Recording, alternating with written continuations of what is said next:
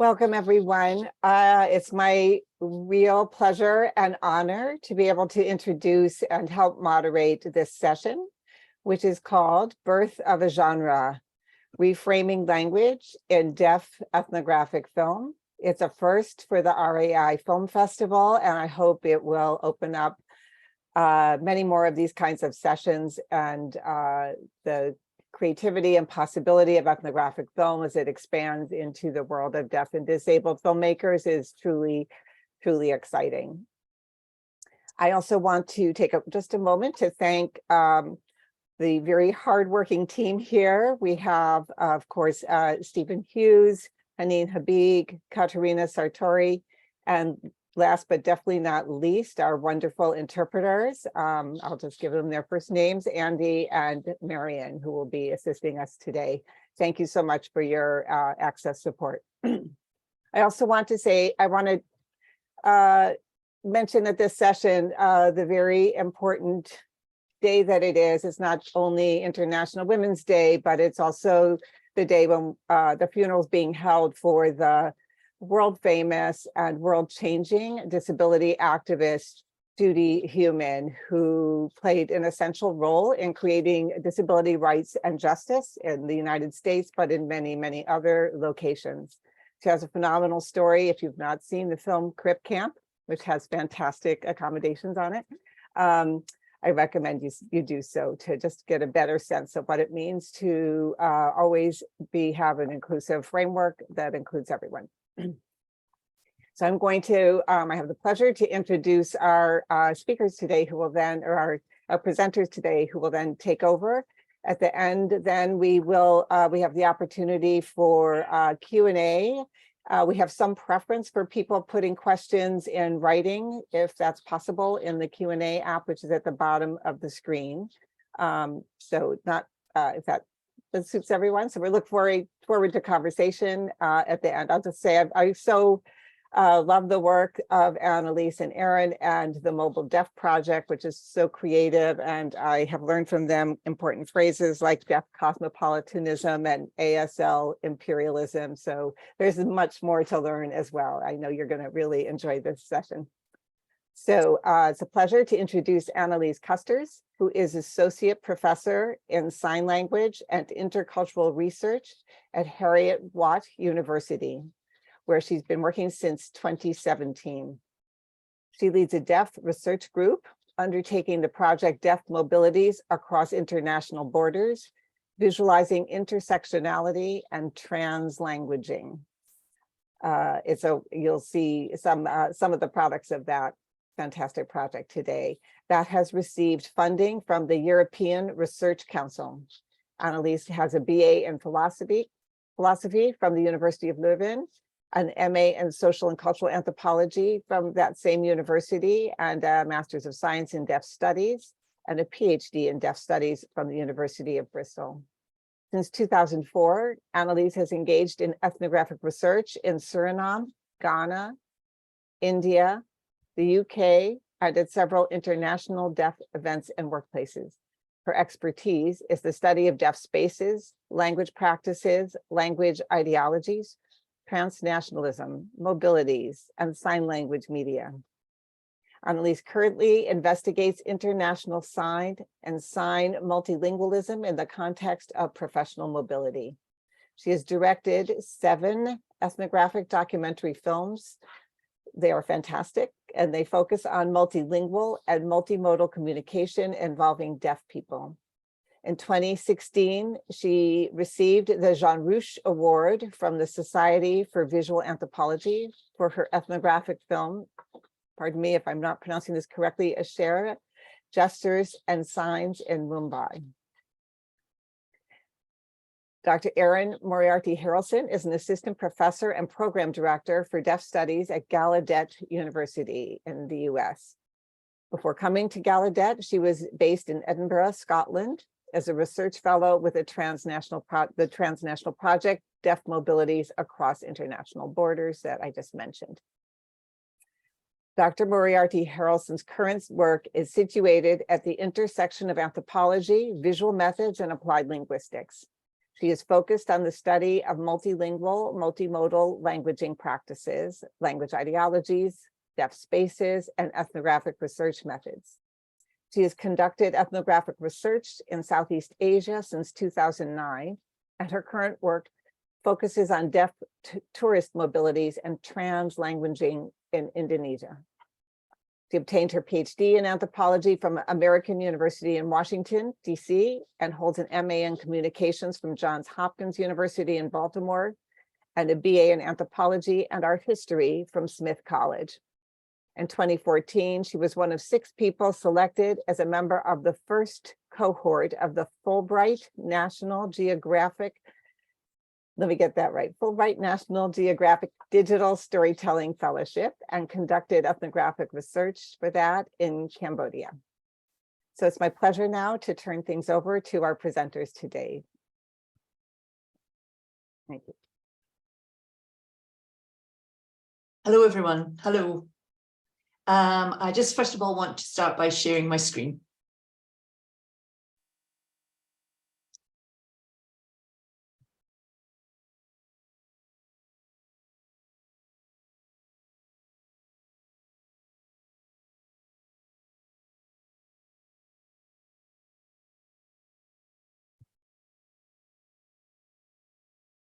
Great. Lovely. Okay, we're all set to go. Thank you so much for inviting Erin and I to be here to give this presentation for you. We will focus on a new genre, if you like. And what are we going to talk about? Deaf ethnographic filmmaking. We're going to show you a few clips from 3 different films so that you can see on the slide, the main first slide there in my presentation. And they all have some things in common, which I think you will see as we go through them. So that's why we call it the birth of a genre.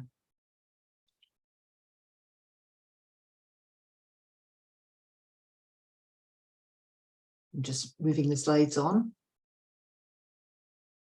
So I think it's important to discuss some of the issues that have been around, focused about the issues around films made about the deaf community. Ethnographic films or general documentaries both have very similar issues in the past.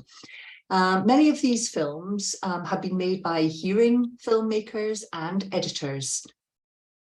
And those hearing people are observing and filming deaf communities. So the deaf films actually have a hearing audience. They almost have an educational purpose to teach hearing people what the deaf community is like. There have been a number of documentary films in the past focusing on the deaf community, but they typically aim to be a very small audience from the deaf community that would access those and watch them. So, as I said, there have been a few issues. Many of the films focus on deaf people and the barriers they face, the struggles in their lives because they can't hear, they have communication difficulties, and they constantly are facing these issues. But they do not particularly focus on how deaf people solve those problems and use strategies to resolve any issues. Some of the films have focused on the deaf community, their deaf culture, which we have, but many are very superficial. Because everything, if you like, is new to educate the hearing audience, everything has been simplified. So the layers of complexity that, of course, exist in real life are not shown adequately. Also, many of these films have hearing people in them explaining the narrative. So, for example, a hearing researcher or a hearing person who has mixed within the deaf community or who works with the deaf community or who has family members who are deaf. And they appear in these films talking, using speech, talking about deaf people. The editing style and the filming style, quite often we see, it's not the correct way to film sign language, which requires a different style of editing and filming from sign languages. So, for example, a person who is using sign, in these films is often following the speech, but there's a slight delay. And sometimes the editor will cut off the frame in the middle of a signed utterance. And so the speech utterance is intact, but the signed utterance is truncated. And when interviews are filmed with a deaf person, you see them signing on camera, but then, often the camera pans around to show the environment, examples of what's there. And often those examples are not particularly relevant. They're just to show the background. And there's no kind of careful checking about what people are actually signing in the interview and presenting that within the frame. And the framing itself often has issues, because within sign language, it's the whole of the torso that is involved, facial expression, body movement, and manual signs. And when the camera zooms into just the hands, that becomes problematic. And the best way to film sign language is from further back to give a wider field of view so that you can see people from a distance and see the entirety of their signing space. When the camera zooms in, you can't actually see the entirety of the information that they're producing. So some films also add, for example, films of deaf people mingling and signing with each other, but they add a voice to explain what's happening in these situations. And that's often disconnected from what you see and takes away from it. Which means that many of these films that I'm talking about, are made by hearing filmmakers, and they are plentiful. They're not really suitable for deaf audiences. And deaf audiences become frustrated and angry about the way that they have been depicted in some of these films. That has happened regularly.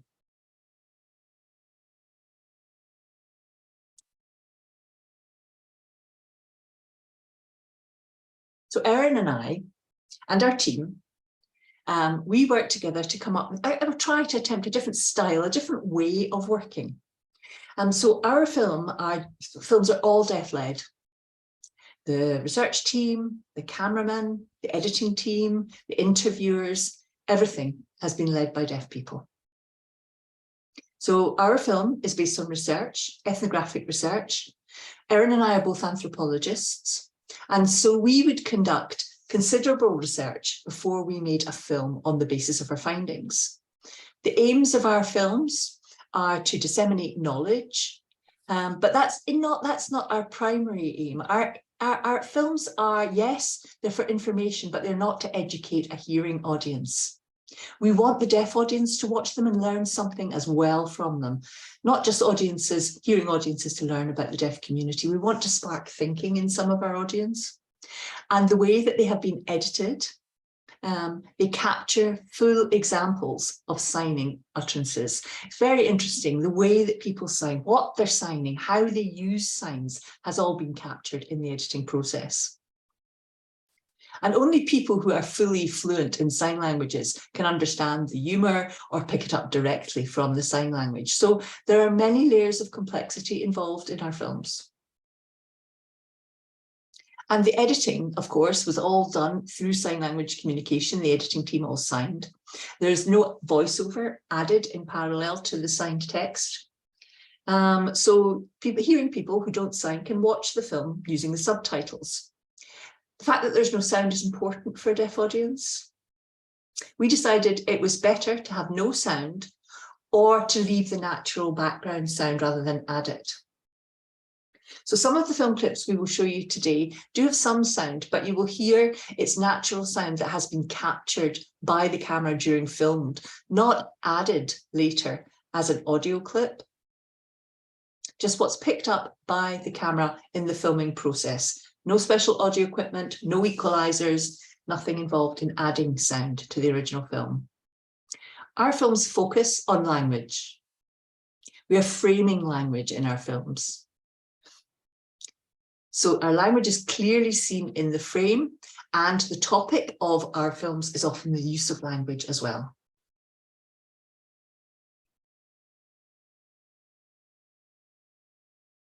Our film focuses on this theoretical concept of calibration. Calibrating with sign language users is what happens when deaf people meet each other and they don't share a common sign language. So this is a sign for calibration. It can be signed with one hand or two hand. And deaf people who use sign language when they are describing how deaf people communicate, they talk about the flexibility that they have to employ. If, for example, they meet a hearing person that doesn't know sign language, they talk about how to navigate communication with them through gesture, or perhaps writing notes using their mobile phones, pictures, different ways of communicating with hearing people who are non-signers. And similarly, when they meet deaf individuals from a different language background, they use this calibration process. So there are different strategies involved in this type of communication.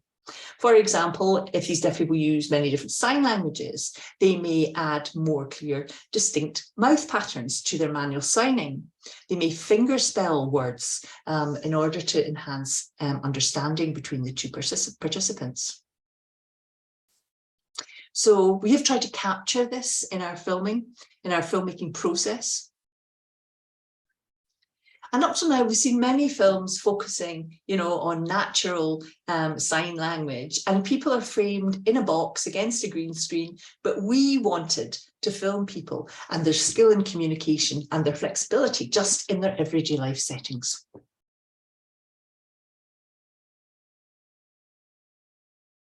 So as I said, the film talks about signs and gesture. The film focuses on deaf people in Mumbai going shopping, their everyday daily shopping, their food shopping, or on transport. So, for example, on the train or in taxis, just the mobility around the city. It also focuses on deaf people in the shop selling things. And of course, they're delighted to meet people, customers, even if they don't know sign language. So the film focuses on these processes of communication in these settings, and people use gesture, they use codified sign, they speak different languages, they calibrate all the time, they use written notes. There's a whole range of strategies that we can see. And these deaf people have incredible skill in using this calibration process. And the hearing people in Mumbai, because they're used to and exposed to so many different spoken languages and are used to calibrating and negotiating communication themselves, they're very happy to use gesture as part of their natural communication. So I'm going to show you 3 different clips. The first 2 clips focus on women. You can see them standing there in the frame. It's a deaf woman who has gone shopping. And the first clip shows her buying things in the market. The second clip is in a shop. So it's more confined space. And you can see that she uses different strategies from the market. And then the third clip focuses on a deaf-blind man. So the 3 clips will give you some sort of idea about the focus of our filmmaking.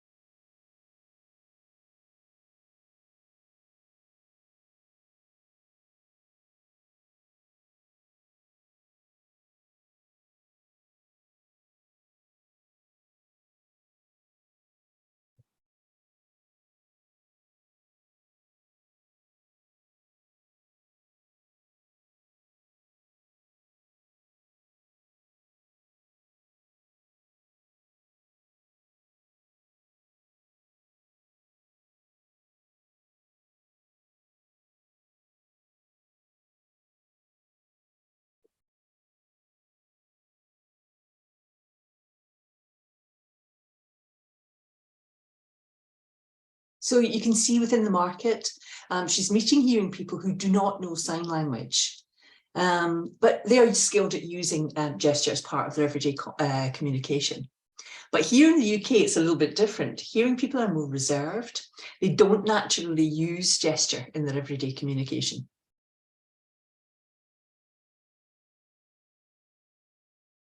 I'll just get the next clip up.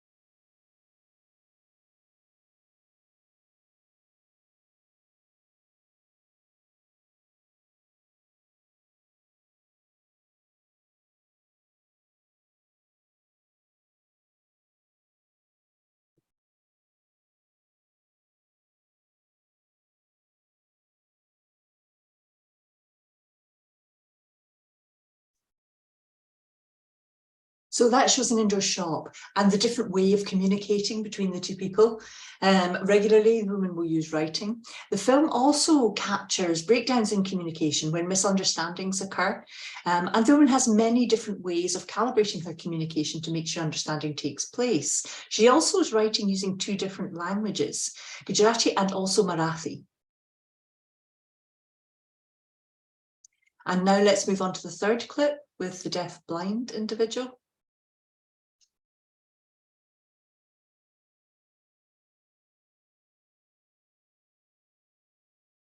This is the right one.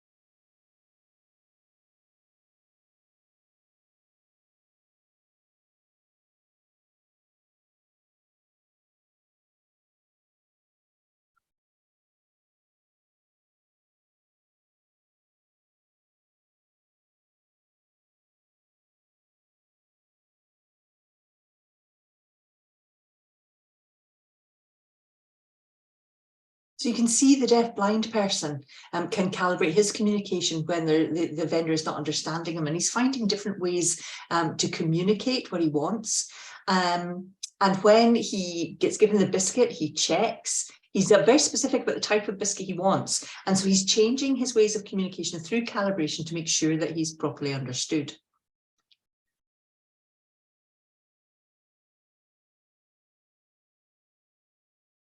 So those film clips aside, that was the first film that I made. Those 3 clips are from that, when I started focusing on calibration. And now I have an ongoing project called Mobile Deaf, the Mobile Deaf Project. Erin and I were both involved, plus 3 other people. It was a team of 5 altogether. And the project focuses on mobility. So that's refugees, migration, professional mobility, and tourism. And the project has included filmmaking, ethnographic filmmaking. We've made various different films throughout the process. And in the picture, you can see that's our website, the project website. So if you want to see more, you can dive right in and have a look at the films that are available to watch there. Our films are all open access, so it's very easy for the public to see them. So we're focusing on 2 different films. The film that I made, this is IS, International Sign, and then Deaf Tourism, which is Erin's film.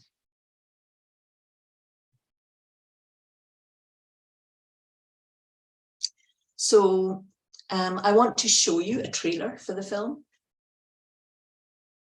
My films focus on International Sign, and altogether there have been 6 episodes. And when I made the first film, I realized it would be impossible to include all the data in one. So I've had to make 6 different films in a series.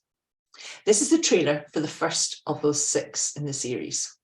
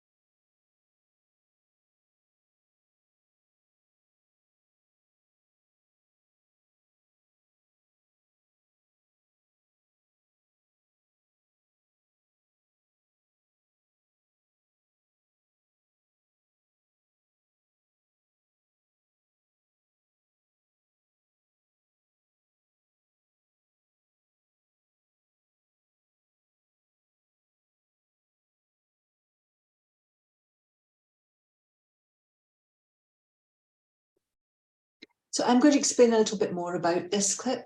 International Sign, which is often abbreviated to IS. You'll have seen that coming up in the subtitles. It means International Sign. International Sign is what happens when there's a mixed international community of deaf people who come together, sometimes in one location, for temporary events often, and they mix as an international group, and they all have different national sign languages, so they have to calibrate to communicate with each other, and this has resulted in the use of international sign. This particular scenario shows a Danish youth camp where deaf people come from all over the world to be taught through international sign about leadership and other skills. So the filming that I did captured their process of calibrating with each other in order to communicate effectively.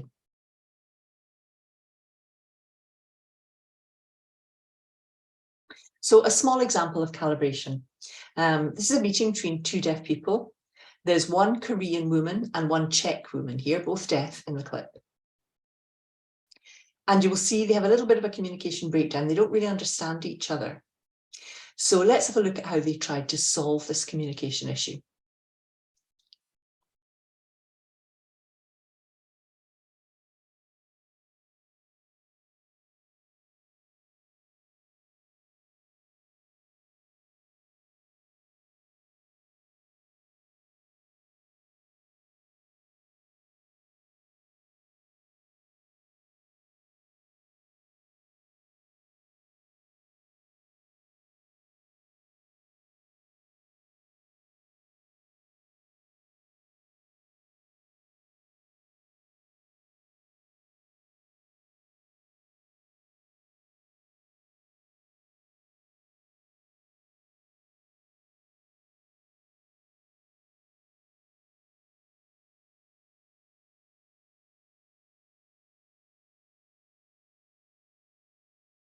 So here's a little bit more of an explanation of what you saw.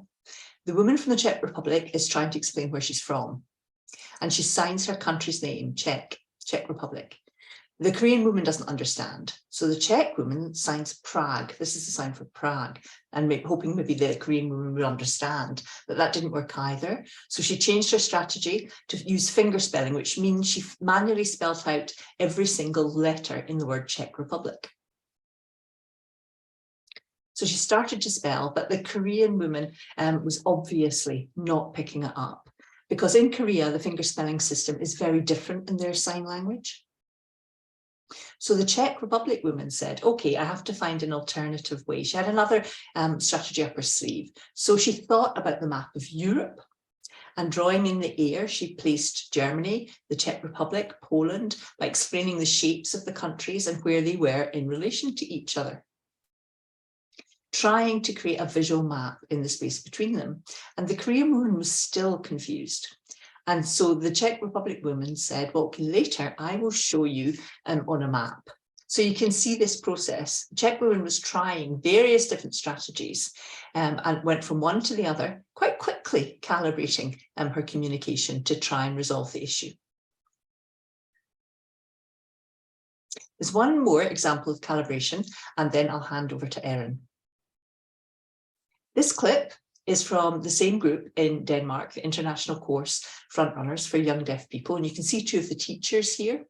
And they are explaining at the start of the course, how if the students are ill, they have to go to the doctor, and how to see the doctor in this context for them. So you see, there's some written language used in this clip. You'll be able to notice its use as we watch it.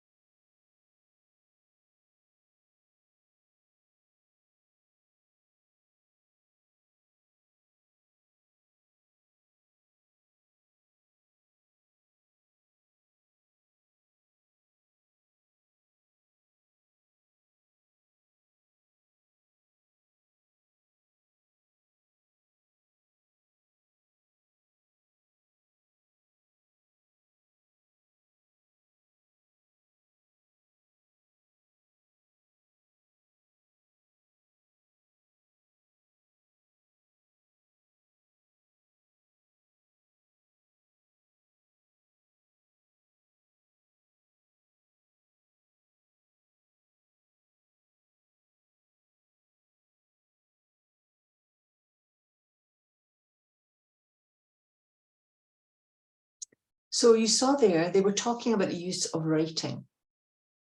Writing on the board can help people, the students, to understand.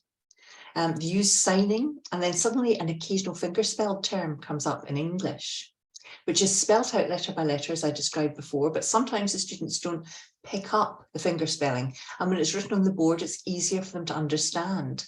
The Korean woman said that actually the English written word doesn't help her, so she has to use her mobile phone to translate the English word into Korean.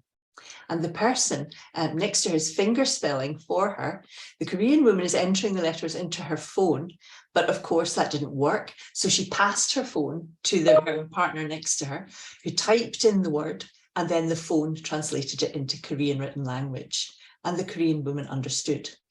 But at the same time, there was a bit of a communication breakdown. The teacher was continuing to produce information for the class. And so the Korean woman was explaining that she didn't feel able to ask out loud in front of the group, so she asks individuals. So there's the expectation of calibration, but also many layers involved in that. Yes, there's the expectation of calibration, but when and how, when to keep quiet, when to ask, who's working hard in that situation or harder than others who can find it relatively relaxing and straightforward.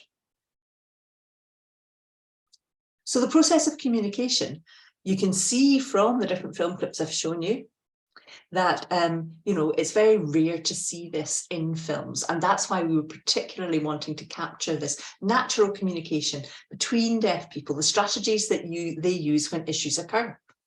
And plus also there were some lovely examples of language ideology being talked about and the strategies that they use. They talked about their ideas, their thinking about language, and it's important to capture that thinking and link it to their actual language use.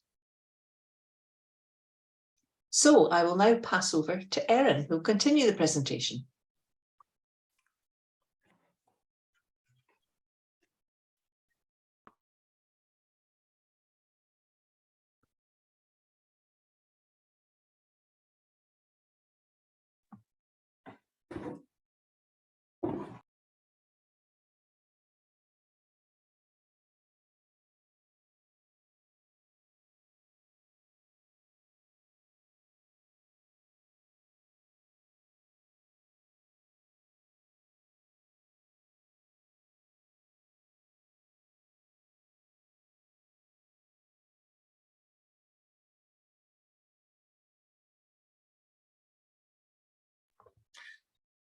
Okay, I'll have to come back. It seems that Erin's had an internet fail. It would appear. I don't even think she's in the room. Okay, in that case, I think probably we'll carry on, and hopefully Erin will be able to rejoin us and I'll be able to hand over to her. Okay, so the clip that you're about to watch is from her strand in the research project. It's Erin's film. She went to Bali in Indonesia and researched deaf tourism on the island. And she spent 7 months on the research site and made this ethnographic film in the last 6 weeks of that 7-month stay. So we're going to show you, first of all, the trailer for her film so that you can really envisage the topics that we're covering and see what the film's aiming to cover.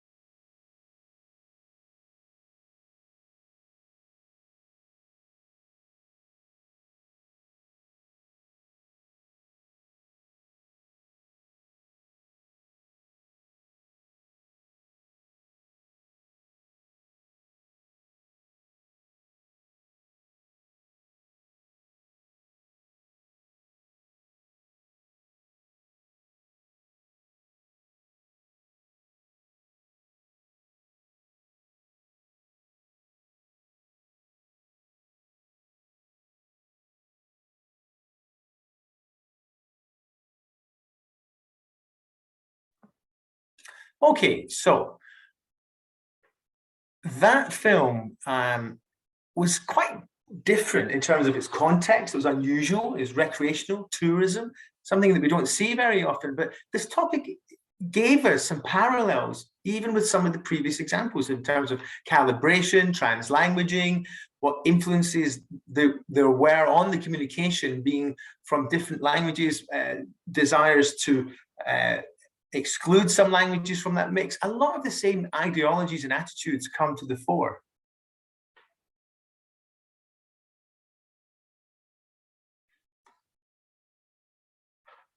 And just before I go on with the examples from Erin's film, let's just link some theory to our films and talk about what's happened in that area. Because Erin and I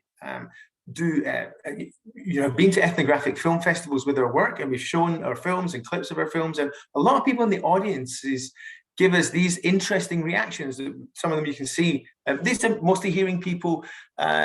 Deaf audiences tend to be a bit more confused, and they don't really know what it is, because it's obviously something different from what they've seen before in terms of documentary and fiction. But same with ethnographers, we get asked these questions. Is it a different film language? Is this even an ethnographic film? Why is there so many talking heads?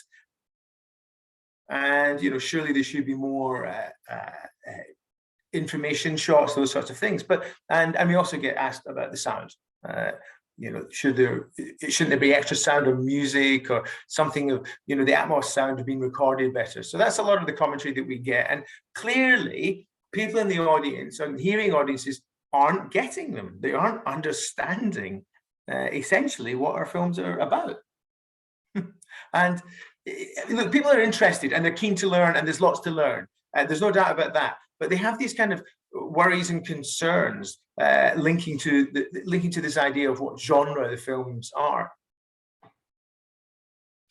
Our responses tend to be along the lines of, well, we're doing ethnographic filming our way. And this slide talks to one of the things that we do. So our way is really reframing and focusing on language and putting language in the center. And we do this in a couple of ways. Obviously, we have to film people signing. So we have that influences the frame size and also how we edit. We can't get, we've explained before, you can't shoot in close-ups all the time. You have to keep a certain amount of distance to get perspective. And we can see hearing people when they make films, they have a lot of cutaways and general shots that they add in over voiceovers or snippets from interviews or explanations from participants.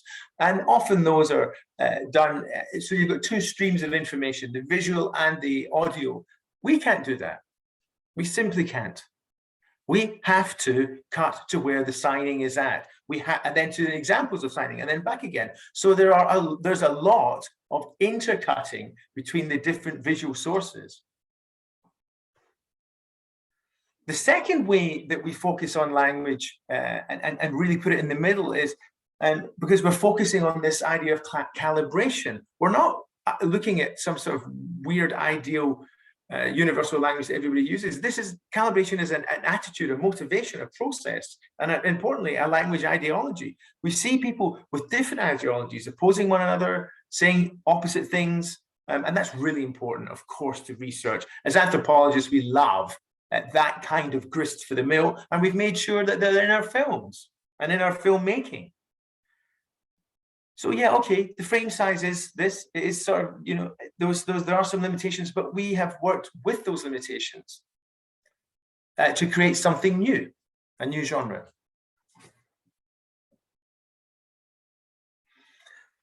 I'd like to just talk about gaze as well in ethnographic film. And we're all quite familiar with this concept of gaze and how there are issues and problems with gaze in terms of who's doing the looking and who and what they're looking at. We know that looking can create relationships and rapport, but they can also create distance, subjectivity and objectivity, and separation and rapport between subjects and filmmakers. And in ethnographic filmmaking, we've often criticized the colonial history of our field, the fact that we've seen a lot of filmmaking going on of non-native people in places like Africa and Asia. So this is something that we continue to see, and it's a problematic history in our field. And of course, we've identified the idea of gaze and reacted to gaze in terms of our project by allowing the participants and our research participants to take control of the camera as well. Sometimes there's still a power dynamic at play because of who we are and who they are, and we do struggle with in our ethnographic filmmaking with gaze and with those power dynamics inequalities. When you go to countries in Africa and in Asia, our whiteness and our privilege affects the filmmaking process. Of course it does.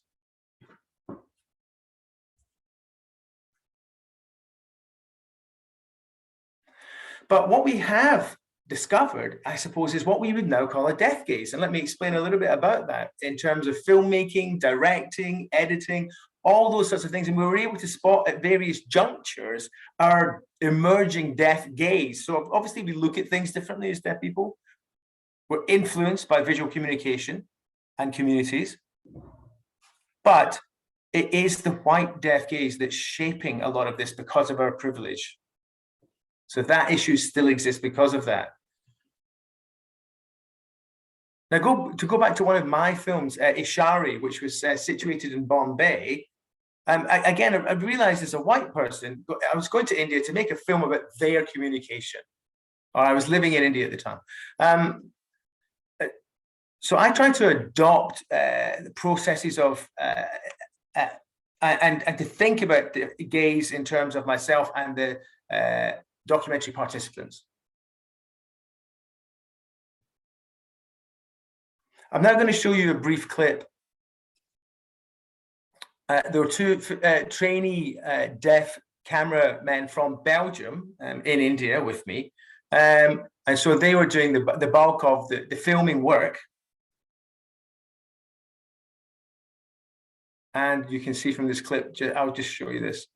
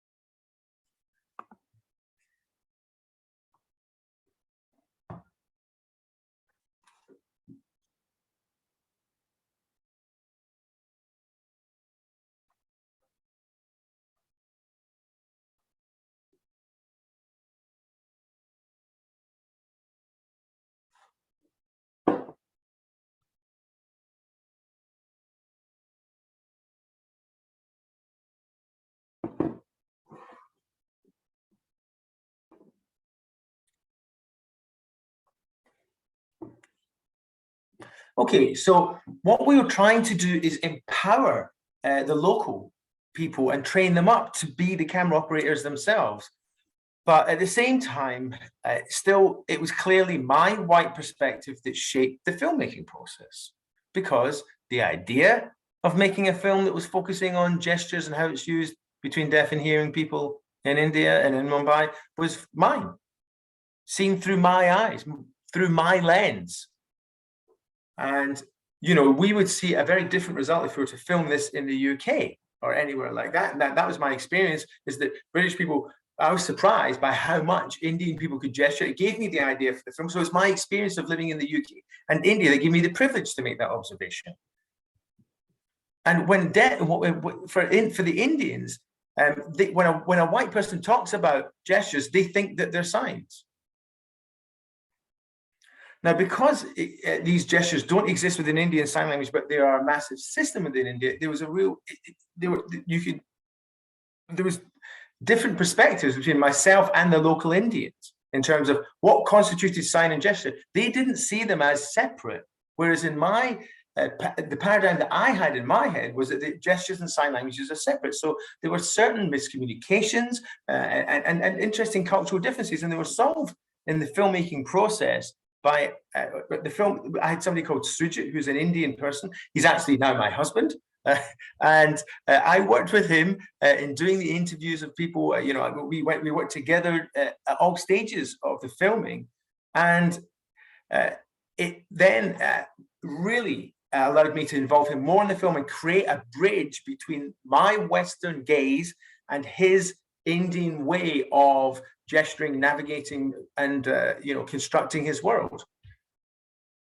I'm going to show you one example from that film as a clip, which I think explains a bit more of the background in terms of the meta-linguistic of thinking about signing and gesturing and overlaps.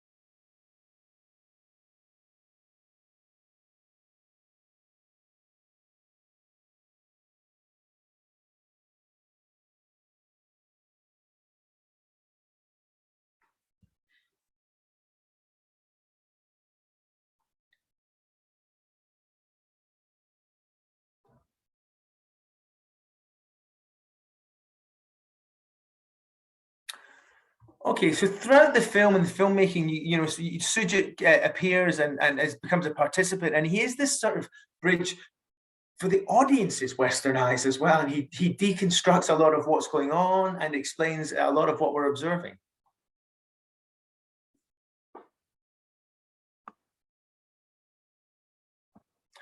As you can see from well, Erin was going to try to explain some of this stuff, and that is that really. I'm going to drop some slides because Erin was going to be presenting this, so I'm just going to have to do this on the hoof a little bit. Erin's film, as I said, was based in Bali, and it captured this idea of the stare more than gaze, and it's something that's experienced a lot by subjects of ethnographic filmmaking, or whenever we as human beings come across something that's new or different, a new communication, anything, we tend to stare, and her film perfectly captured that phenomenon. So I'm going to show you a little clip, and hopefully you can see that from this clip.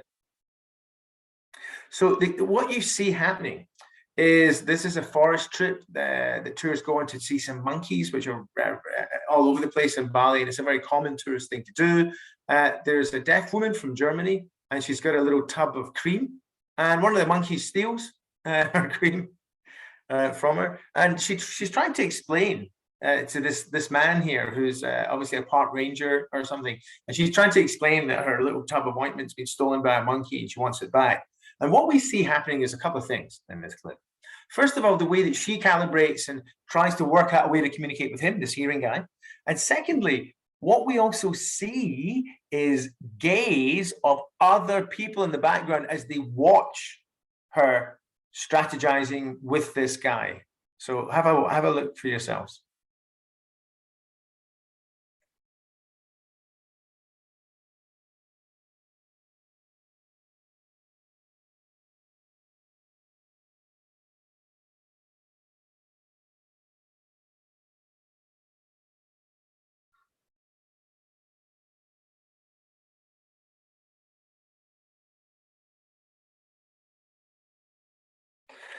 It's only a little tiny clip, but it was interesting in that she's kind of looking for her phone because she wants to be able to type a message to, which is easier way of doing it. So she starts to gesture, mouth, you know, like yellow, cream. She's doing this sort of stuff in order to communicate. And then this woman who's just walking past on the right, she just stops. This woman with the blue backpack, she just stops and starts staring at what's going on. And Erin's film captures this phenomenon of hearing people quite happily gazing at deaf people as if they're in the zoo, and whilst they go through this process of calibration.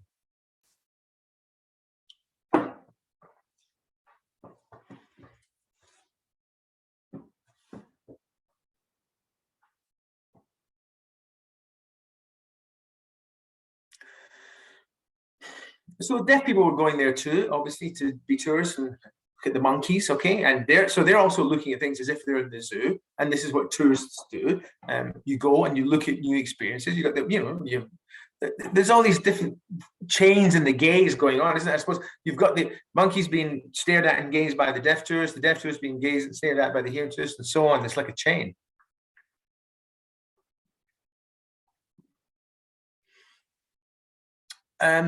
Erin also researched one particular site on Bali where it's known as the Deaf Village. And it's known as the Deaf Village because in this village, there's a genetic strain within many of the families, and a high number of deaf people are born. So the village has its own sign language that's in use by deaf and hearing people, and deaf tourists love to visit such places, and they do in great numbers.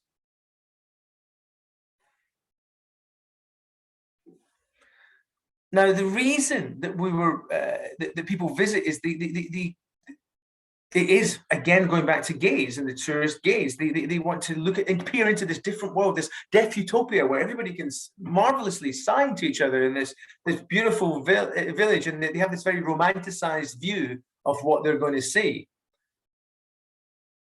And there's lots. This village is well known. It's promoted and on many tourist itineraries on the internet.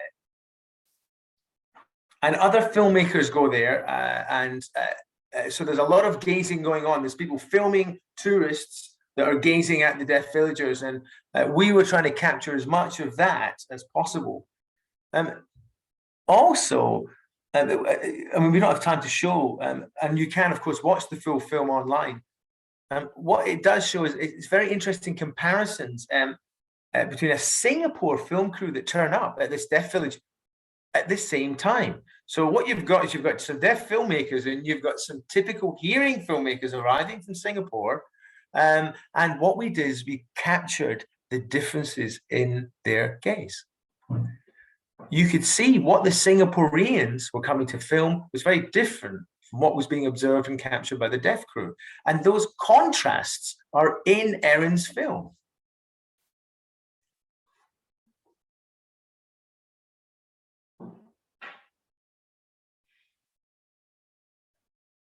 This, the hearing film crew going to this village were trying to find hearing people to explain to them what was so special and unique about the village. Of course, the deaf filmmakers can approach deaf people directly and try to communicate and capture things and calibrate directly with them rather than seeking information through a privileged third party. So the topics that were covered and captured by each film crew couldn't be more different. And in these pictures, what you see is in the village, there are deaf grave diggers. And that's something that in that village, that's what deaf people do. They're the grave diggers. And there's this hearing film crew coming in and really voyeuristically gazing on these deaf people who are quite frankly performing for a film crew. So that's what that slide talks to.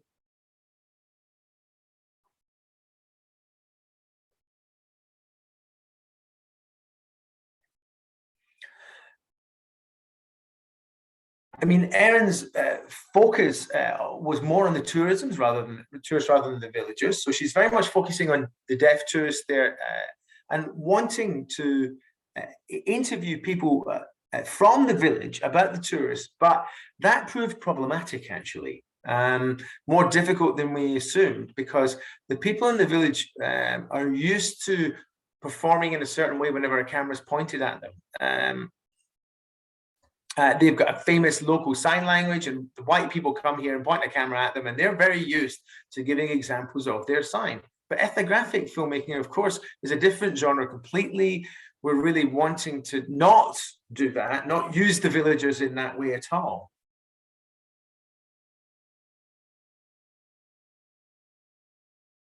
And this is actually, I think, the last slide in this section. Well, last slide, I hope that what we showed you is the deaf gaze is a different way of looking. There's a focus on belonging. There's a focus on, really, on calibration. How deaf people connect with each other, connect with hearing people, deaf people's sociality.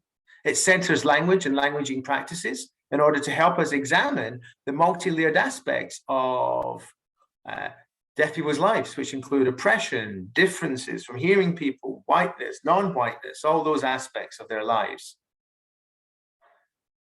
And in terms of our process, we think that it's interesting because we're all kind of just doing it in our own way. And we show other filmmakers who are hearing and who don't know, and their responses really help us define what it is that deaf ethnographic filmmaking is.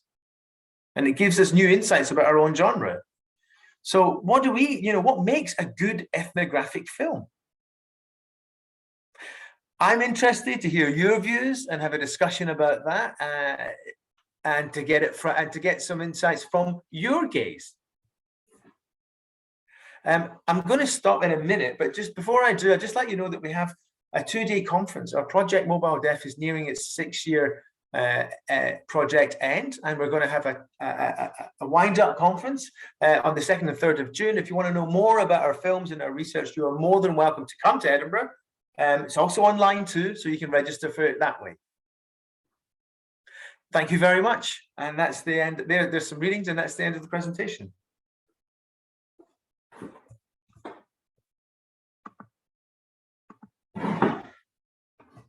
I'm just going to put a light on, as am I, actually.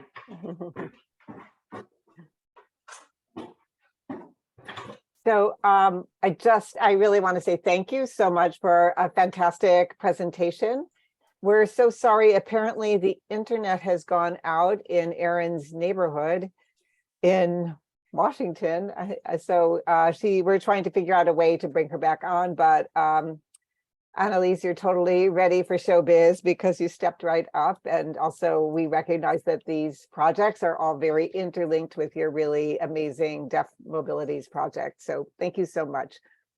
And I also just want to underscore, Steve just put in the chat that the films are available on the RAI site. And as Annalise pointed out, they're also you are so great about access of every kind. They are open access on your site and also very accessible with the closed captioning and in the whole style of shooting and filmmaking and the transparency about your method and ethics and so forth. So thank you again for that.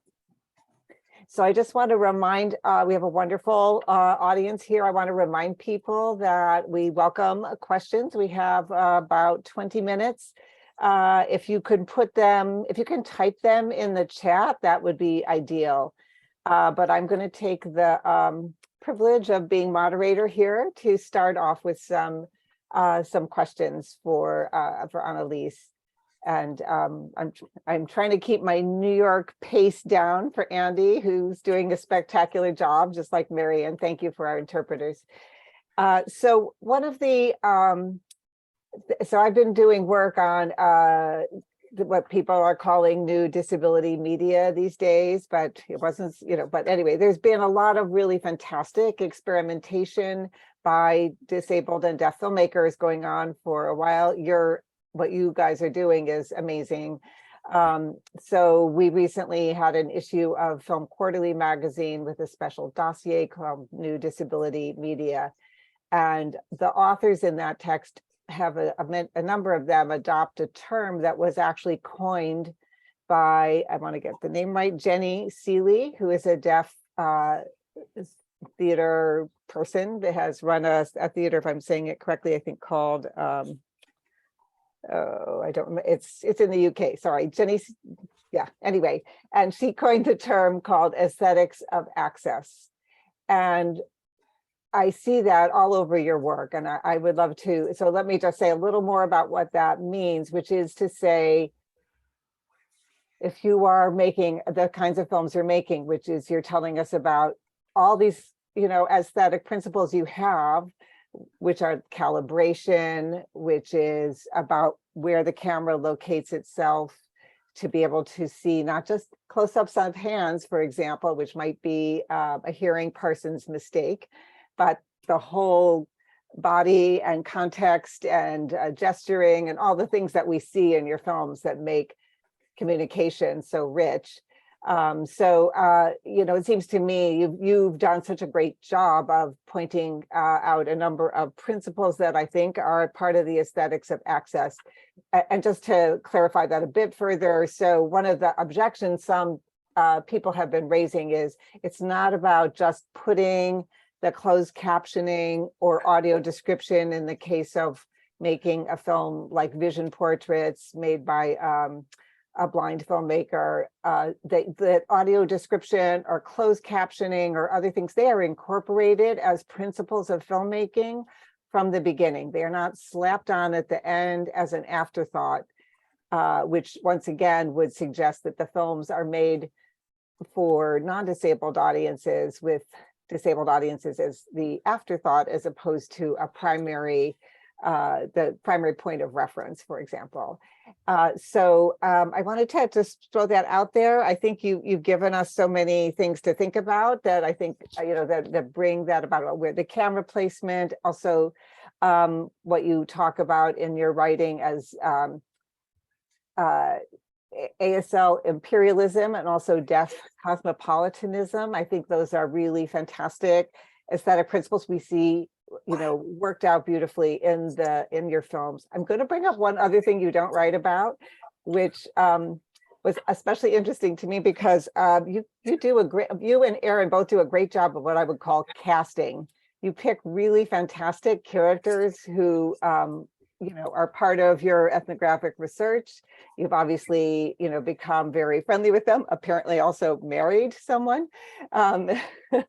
In fact, I was going to use Sujit as a great example. He's so fantastic in your film set in Mumbai, because he's just such a great character, and he's able to, really bring the audience in and calibrate everybody in the scene, hearing and non-hearing.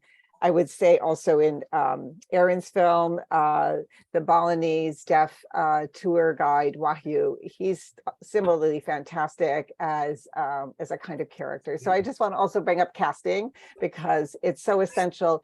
Your films are long, and they're long in a great way. Like they're just so absorbing. And I do want to say one last thing, and then I'll be quiet and let you respond, and we'll start, I'm sure, getting some questions in the chat. I've taught with these films, and the students just love them. They feel like they really give them permission to see and to enter this other world. I mean, all the things you want a good ethnographic film to do, or a great ethnographic film to do. Invite you in, show you the process, enable you to really see what's going on. Just some data for you. American undergraduates, I show lots of films, especially in my anthropology and disability class, and they always they vote your film like their favorite for the semester. And I think because the aesthetics of access are make it available to people who may bring other disabilities to the position of being an audience member, but it makes them feel like they've really entered this other kind of universe with a different sensorium. And so I just want to compliment you on that, and to give you some report from the field of why it's successful. So I don't know if you want to say anything about the aesthetics of access. I think that is an interesting term that seems to correspond nicely with a lot of the things you're bringing up.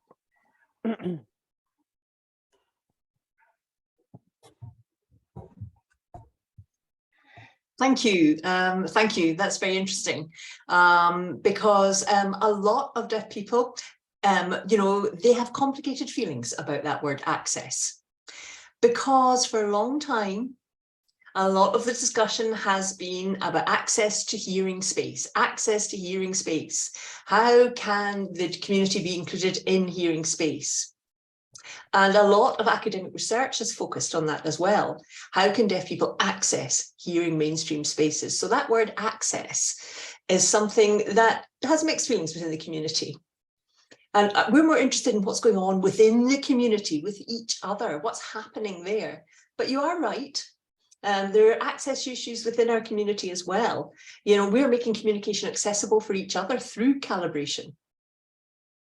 So yes, thank you very much for identifying that. That's an interesting point. I think another point that you made was about casting. And yes, a lot. We started a lot with the ethnographic filmmaking process. So for example, the Indian film, the person Sujit, who I ended up marrying, I had married him 3 years or 4 years before we made the film. So, you know, we already had a close relationship. But the others who were involved, some of them I knew quite well as well. But in, you know, I'd been visiting Bombay for years and lived there as well. So, and also the deaf community meetings that had happened, you know, large groups of people standing in front of a big audience, talking about what we're wanting to, we had to stand there in front of them and discuss what we were doing in terms of our research. And, you know, what we were looking at was gesture and communication. And we were asking them, how can we capture this? And we asked them if they'd be interested in being involved in the filmmaking process and in the film themselves. So we tried to find deaf businesses as well in the city, thinking about, you know, which ones would be most suitable to include in the film. And our aim was to show diverse strategies of communication that we saw. Selling things, buying things, deaf-blind people communicating, women, men, people from different ethnic backgrounds, and to capture that diversity was important for us. And you're right, we picked people who could explain themselves well. So yes, that's the rationale. Yeah, and they're very charismatic on camera, so it works. So I totally appreciate your comment about the question of access, because I do realize it is a loaded term. So maybe we need a more specific term like aesthetics of deaf cosmopolitanism. I invite you to bring other ideas to the center, but I think also to maybe I'm bringing up the idea of aesthetics because I really want to draw people's attention to the fact that these are not just communication decisions, they are aesthetic decisions. And it's also a reminder of what we don't see in films made without attention to things like gesture and its necessity.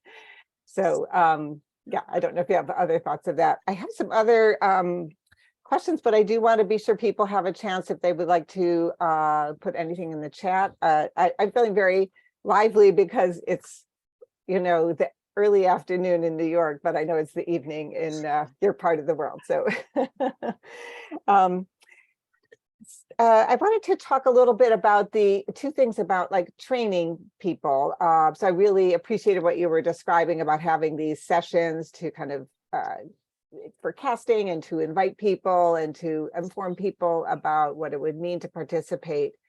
You know, I was really appreciated the slide that showed you, you know, doing training of local people to do camera and sound, and your recognition that, you know, you nonetheless, you're still in charge. So there's a lot of questions about, you know, that not just the ethics, but the hierarchy, and that inevitably will be part of things. But I also noticed that it came up in some of your material that you had you were able to do a filmmaking workshop in Manchester, where they have a summer filmmaking workshop for people who want to get trained in anthropology. So I'm very interested in how working in these ways that were, you know, and all the ways you said, I'm going to call it the aesthetics of deaf cosmopolitanism, how those were incorporated in the training.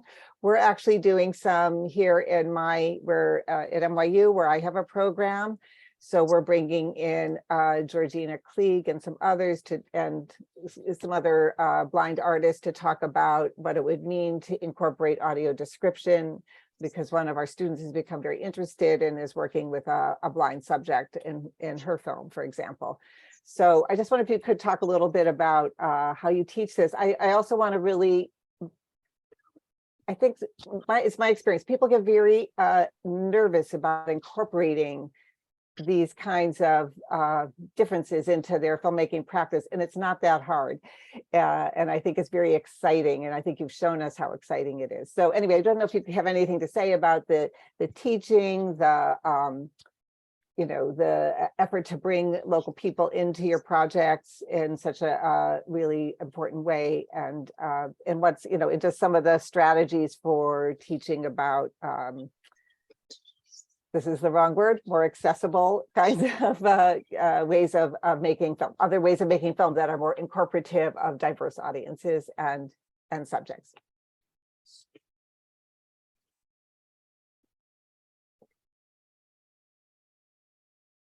Thank you. Yes. Well, training people. The Manchester workshop, Erin was involved in that. I was not involved, so maybe Erin later can talk about that. Erin, do you want to explain your experience?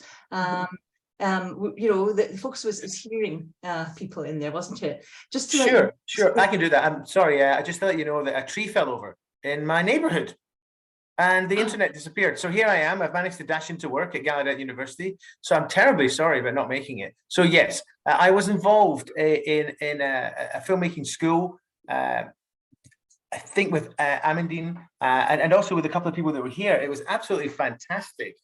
We learned a lot, but at the same time, it was when they were teaching us, they taught us good ideas in terms of framing, subjectivity, close-ups, extreme close-ups, all those sorts of things, with a voiceover track as an absolute standard way of making films. But as Annalise has explained, that's impossible for us. We've had to reframe how we structure everything and how we actually frame. So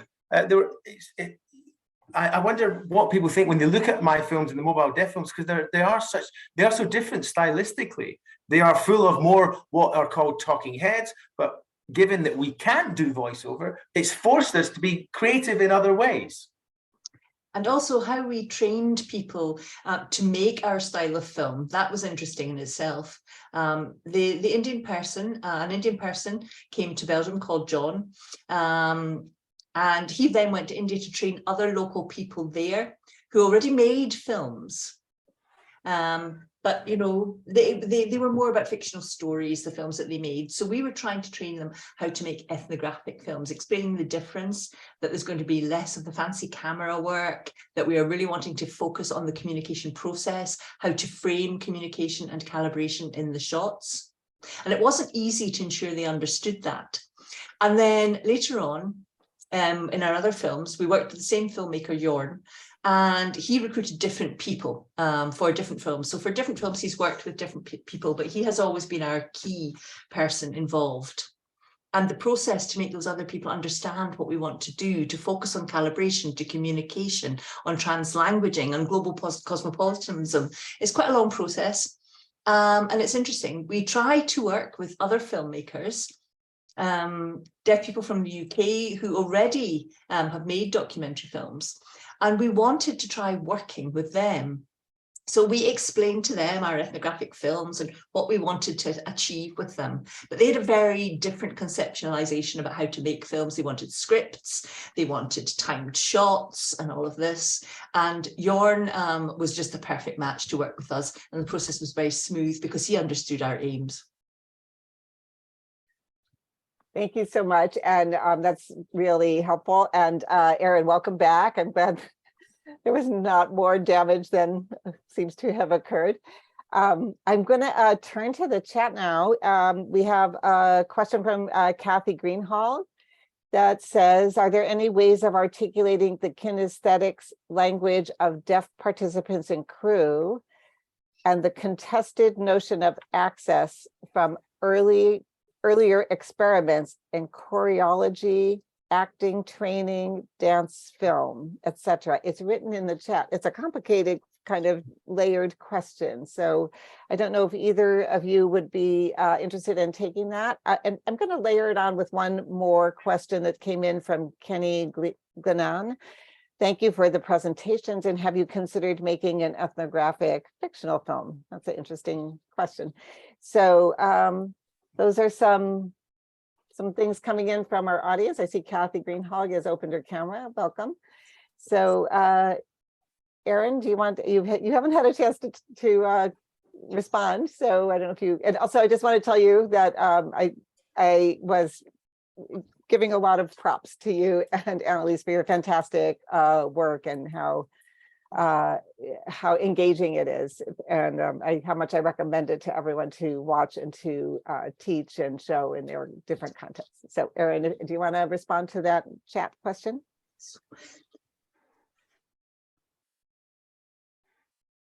Sure, okay.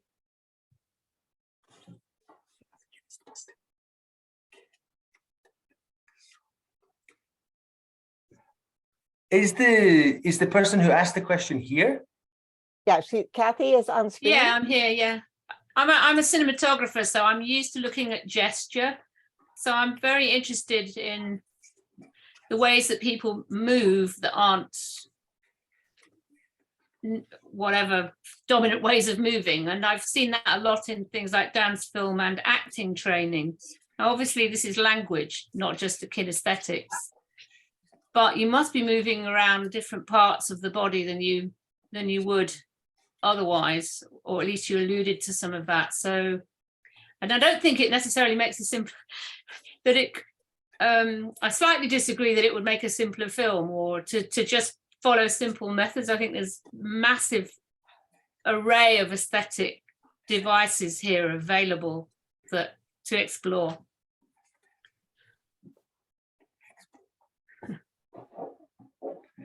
Well, thank you. Thank you very much. I was just Annalise is just checking. Did you want to answer it, Erin? She goes, yeah, okay. Look, I think again, and I'm sure Annalise has said this before, we're hoping and thinking this might be a birth of a new genre. We're still trying to work out a lot of those sorts of things, Kathy, because we're at the beginning of this, and certainly the beginning of conceptualizing it. And you know, I think Annalise has always talked about the problematic concept of access, and the reason why we've made these films is really we wanted to make our research more accessible to deaf people, to the participants, to the subjects. But she's, I know, already explained that we probably don't really like the word access very much. It has a problematic history with the deaf community, and you know, access is often, you know, it correlates with minimum, doesn't it? Just do, and we want to just do more than the minimum, don't we? We want to have a different way of looking at life and showing and disseminating what we observe in life, and have a different way of analyzing what we're observing through those different frames. But as you said, it's the way that knowledge is accrued between one deaf person and another, and it's within the community. It's not necessarily for the hearing. That was very profoundly made, that point, I thought. Absolutely right. You're absolutely right, says Erin. And I think that maybe that's why a lot of anthropologists look a bit quizzically. They don't know what to do with their work. They don't know what they're looking at some of the time.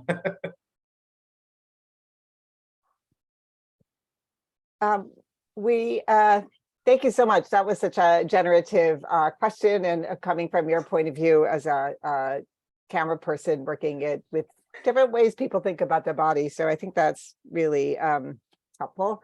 I was going to bring up a film that I know people have seen it in the UK called I Didn't See You There, by the disabled filmmaker Reed Davenport, who is a wheelchair user, has cerebral palsy, and it won the Audience Award at Sundance. I don't know if you have seen it or heard about it, but it's also a very different point of view. It's all shot from his wheelchair, and both from his physical position in the world, but his subjective position in the world, which came through in your film so beautifully.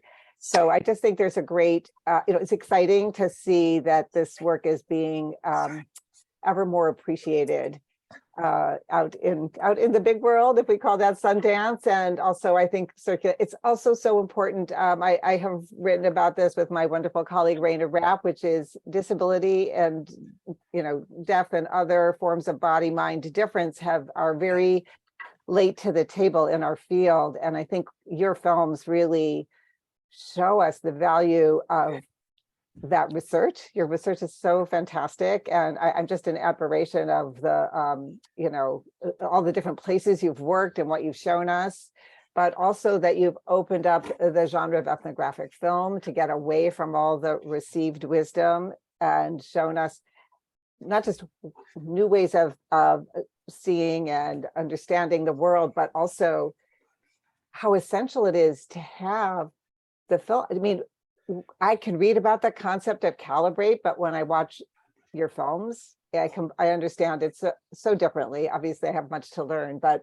without that, I think it would just be so much, and I can tell you in a classroom, I mean, students will get it like that. Like they'll see it happening. It's very beautifully done. So I just wanted to point out there's an emerging field that you folks are part of. And while I appreciate that you're an ethnographic film, I think this is work that should circulate widely, just like the kind of work we are seeing now more frequently at Sundance and other places. I don't know if you have some final remarks, because we've had, it's just been a rich session.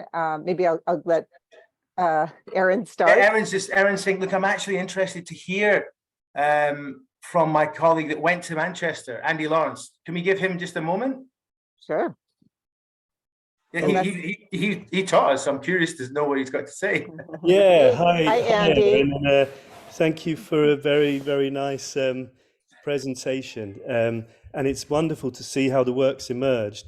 I won't take a lot of time, but when we were told that the 3 people were coming who were deaf, we hadn't ever been presented with that before, and we set about trying to gather resources and think how we could work with the group and bring different films about disability, which often were about blindness. There are notes on blindness, Black Sun, other sorts of films.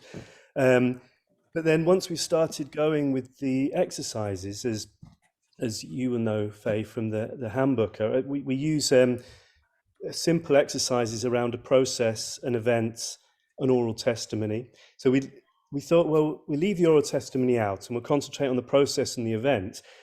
And what came about was an incredibly spirited film at a car rally that the group made. And we often choose the same subject each year, and we go back to the same partners around Manchester. And this was a really rich film about the way the event is, the way it feels. There was a lot of humor. And we realized that we're all talking about trying to film emotion and strategic responses and find ways into a kind of more effect-driven piece of work. And this sort of fell into the laps of the deaf filmmakers more easily, I think. There were some procedural matters which were really difficult to arrange, and the communication between the group, and I think that all the films are rough at that time. But it did suddenly throw up something that was quite unique. And the reason I came here today was because I thought, I wonder how that's evolved, because it was a very, very fun session. And it really answered a lot of the questions we had as hearing filmmakers that we were trying to access. So, yeah, thank you. That's it. Thank you so much, Andy. Thank you, Andy. Yeah. Thanks for those comments. Good. We have a kind of question comment here from Nada Al-Hudaid, that I think it's a she, brilliant presentation and films. Any advice on how we can all work more inclusively to make our research available to more than the hearing community? I have thoughts about that, but I'm going to turn it over to our stars for today, Erin and Annalise, maybe this was how we'll end our session. How can we make our work more widely available beyond hearing, and I'm going to say able-bodied community?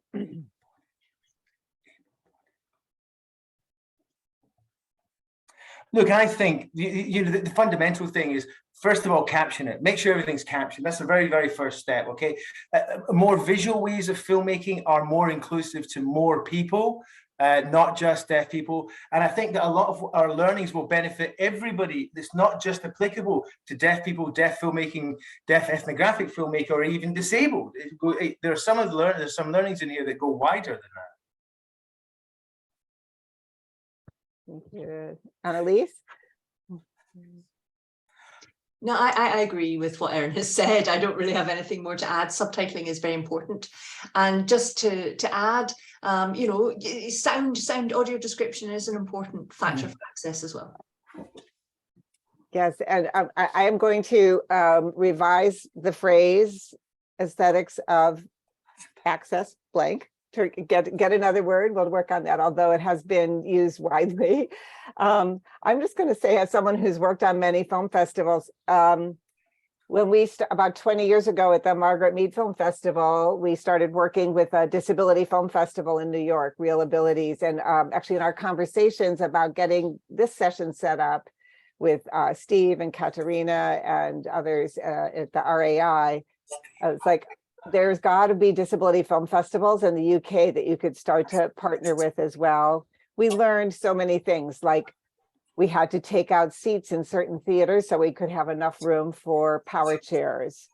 We developed a fund to help filmmakers create audio description for their films, and getting headsets, and sometimes the headsets failed, and what you always learn is like, have someone sit with the blind folks on one side of the room and be their audio describers. There's always a way to make stuff more accessible. And it's actually it's so enlivening, because it just makes you think differently, and it makes you ask questions about who's in the room and who's not in the room and who needs to be there. So I can't thank you enough. You guys are so talented in so many ways, and your films are fabulous. I'm going to just be your agent now, and once again recommend that everyone watch them and use them, because they're really successful in the classroom and opening up thinking and space on many subjects. And for getting thanks in the chat. So we look forward to more of this at the next festival. Thank you guys so much. Thank you. They're both saying thank you very much. Cheerio. Thank you, Steve.